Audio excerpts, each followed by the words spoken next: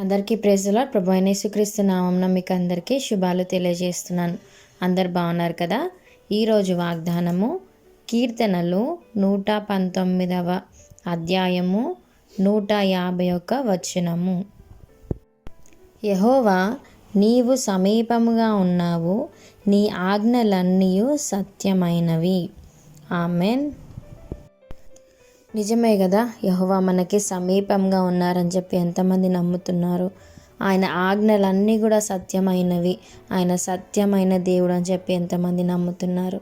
మనము ఆయనని నమ్మి విశ్వసిస్తున్నాం కాబట్టే మనము ఆయనని ప్రేమించే వారిగా ఉన్నాం కదా. మనము మొరపెట్టిన ప్రతిసారి దేవుడు మనకి సమీపంగా ఉండే దేవుడు. అదే రీతిగా ఆయన సత్యమైన దేవుడు. ఆయన కృప చొప్పున మాత్రమే మనము బ్రతుకుతున్నాం. అదే రీతిగా ఆయన వాక్యాన్ని, ఆయన జీవం గల వాక్యాన్ని మనకి ఇచ్చి దాంట్లోని సత్యాన్ని మనకెంతగానో, దాంట్లో ఉన్న న్యాయ విధులను కూడా మనకి నిత్యము అనుగ్రహిస్తున్నాడు కదా.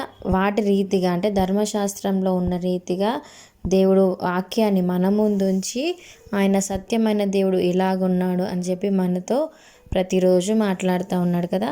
అదే రీతిగా ద్వితీయోపదేశ కాండము 4వ అధ్యాయము 7వ వచనంలో చూసుకుంటే, ఏలయనగా మనము ఆయనకు మొరపెట్టునప్పుడెల్లా మన దేవుడైన యెహోవా మనకు సమీపముగానున్నాడు అని చెప్పి మోషే ఇక్కడ ఇశ్రాయేలు ప్రజలతో అంటున్నాడు కదా. నిజమే, మనం ఒక్కసారి అది నమ్మి విశ్వసిస్తే మనం చేసే ప్రతి ప్రార్థనకి దేవుడు జవాబులు అనుగ్రహిస్తాడు. అదే రీతిగా ఈరోజు మనతో వాగ్దానం చేస్తున్నాడు ఏంటంటే, మనము మొర్రపెట్టే ప్రతి విషయానికి, మన ప్రతి పరిస్థితులను దేవుని మీద మనము ఆయనకి భారంగా వేస్తే ఆయన మనకెప్పుడు కూడా సమీపంగా ఉండి మన ప్రార్థనలన్నీ కూడా అంగీకరించి వాటికి జవాబులు ఇచ్చే దేవుడు.